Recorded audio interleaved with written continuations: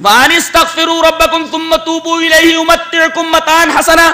تم لوگ توبہ کرو اور استغفار کرو تو اللہ تم کو متاع حسن عطا کرے گا. متاع حسن, یہ متاع کیا ہے اور حسن کیا ہے؟ متاع کا مطلب مفسرین نے لکھا ہے ما یتبلغ به من الزاد. آدمی جب چلتا ہے کہ مجھے فلاں جگہ جانا ہے تو راستے کے لیے کچھ توشہ لے لیتا ہے, پیسے رکھ لیتا ہے, بھوکا مر جائے گا وہ. پیسے لے لیتا ہے, کچھ توشے لے لیتا ہے.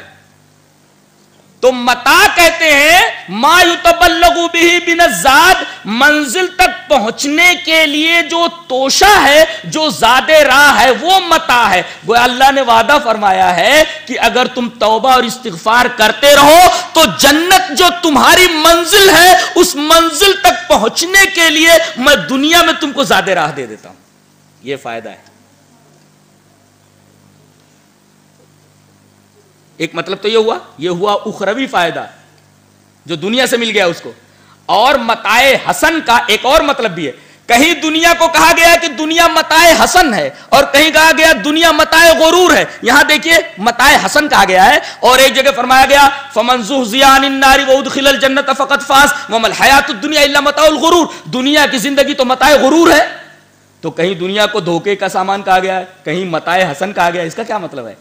جواب یہ ہے کہ اگر انسان آخرت کو اپنی نگاہ میں رکھتے ہوئے دنیا کو استعمال کرتا ہے, غور سے سنیے, آدمی آخرت کو اپنی نگاہ میں رکھتے ہوئے دنیا کو استعمال کرتا ہے تو دنیا متاع حسن ہے, اور آخرت کو فراموش کر کے آدمی دنیا کو استعمال کرتا ہے تو دنیا متاع غرور ہے. یہ فرق ہے دنیا کا مفہوم سمجھنے میں. دنیا کبھی متاع غرور ہو جاتی ہے, دھوکے کا سامان, اور کبھی متاع حسن بن جاتی ہے. آخرت کو نگاہ میں رکھتے ہوئے دنیا کو کوئی استعمال کر رہا ہے تو دنیا متاع حسن, اور آخرت کو فراموش کر کے اگر کوئی آدمی دنیا کو استعمال کر رہا ہے تو دنیا متاع غرور ہے.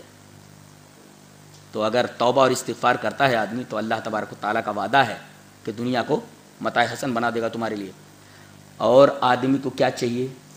آدمی چاہتا ہے کہ مجھے مال مل جائے, آدمی چاہتا ہے کہ مجھے بیٹے مل جائیں.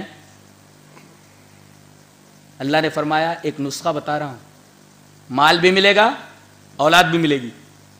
اللہ نے فرمایا سورہ نوح کے اندر حضرت نوح علیہ السلام کی زبان سے فَقُلْتُ اسْتَغْفِرُوا رَبَّكُمْ إِنَّهُ كَانَ غَفَّارًا يُرْسِلِ السَّمَاءَ عَلَيْكُمْ مِدْرَارًا وَيُمْدِدْكُمْ بِأَمْوَالٍ وَبَنِينَ وَيَجْعَلْ لَكُمْ جَنَّاتٍ وَيَجْعَلْ لَكُمْ أَنْهَارًا. میں نے کہا کہ تم لوگ اپنے رب سے استغفار کرو, اپنے گناہوں کی معافی مانگو, بے شک وہ بہت غفار ہے. اور آگے فرمایا گیا اگر تم استغفار کرو گے, اپنے گناہوں کی معافی مانگو گے, گناہ کرنے کے بعد توبہ کرو گے تو فائدہ یرسل السماء علیکم مدرارا, اللہ آسمان سے بارش برسائے گا, ویمددکم باموال, تمہیں مال سے مدد دے گا, وبنین, اور اولاد سے نوازے گا. یہ ہے استغفار اور توبہ کا دنیاوی فائدہ. آسمان سے بارش کا ہونا, مال کے ذریعے مدد دیا جانا, بیٹے دیا جانا. آج دیکھو آدمی بیٹا نہ ہو 2-4 سال تک شادی ہونے کے بعد آدمی کون کون سے آستانے کے اوپر اپنا سر پٹکتا ہے. یہاں نسخہ بتا دیا گیا, اس نسخے کو استعمال نہیں کرتا. استغفار کرے, توبہ کرے.